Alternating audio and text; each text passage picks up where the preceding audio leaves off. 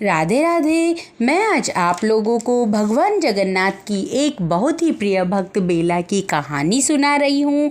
एक बार की बात है, उड़ीसा के जगन्नाथपुरी में एक लड़की रहती थी जिसका नाम बेला था।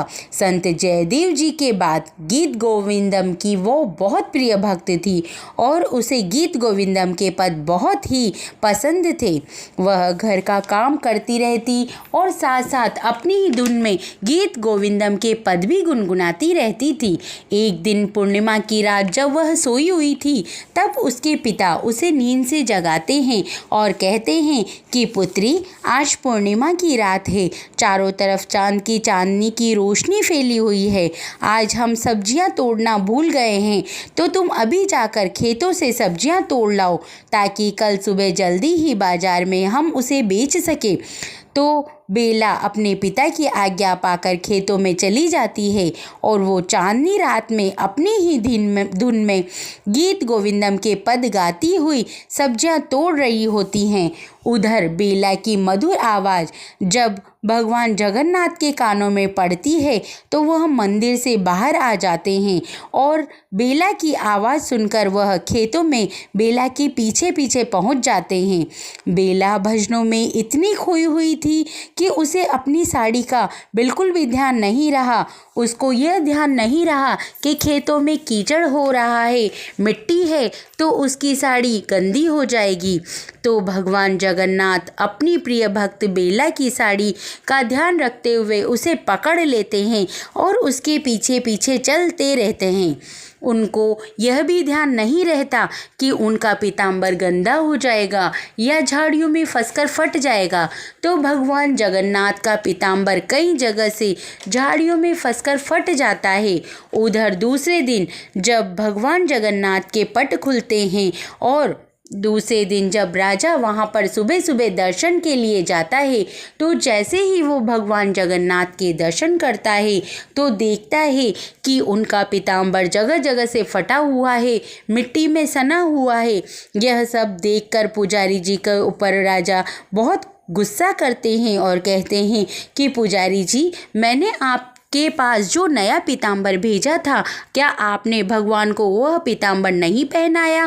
तब पुजारी जी कहते हैं कि नहीं महाराज, मैंने तो कल ही नया पीताम्बर भगवान जगन्नाथ को पहनाया था। तो राजा को पुजारी जी की बात पर विश्वास नहीं होता और वह उसे कारागाह में डाल देते हैं।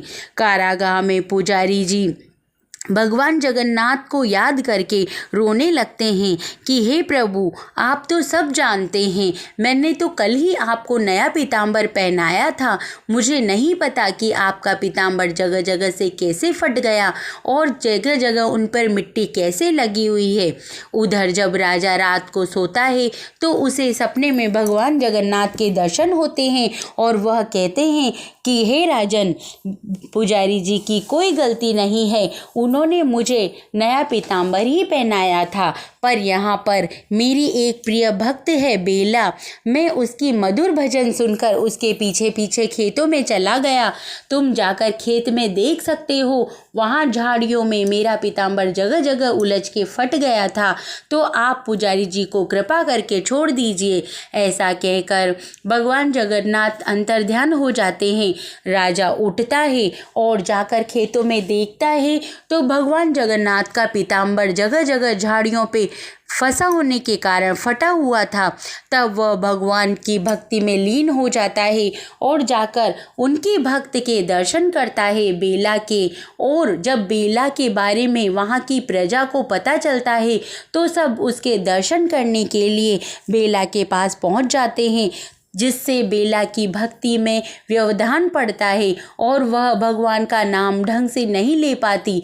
तब वहाँ के जो राजा थे वह बेला को मंगला आरती के लिए राजमहल में बुलाते हैं और गीत गोविंदम पद गाने के लिए राजमहल में ही उनके रहने की व्यवस्था करते हैं और उनके पूजा में कोई व्यवधान ना आए, इसलिए उनकी व्यवस्था वहीं महल में ही करते हैं। अपनी जीवन को बेला भगवान जगन्नाथ को समर्पित कर देती है। पूरी उम्र उनके भजन गाती हुई पूरी उम्र भजन गाती हुई वह भगवान के पास चली जाती है अपनी देह त्याग कर। इस प्रकार बेला का उद्धार होता है और उसको भगवान जगन्नाथ की भक्ति प्राप्त होती है। तो कैसी लगी आपको भगवान जगन्नाथ की प्रिय भक्त बेला की कहानी? अगर ये कहानी आप लोगों को पसंद आई हो तो इस कहानी को लाइक, शेयर और सब्सक्राइब जरूर कर दें। राधे राधे।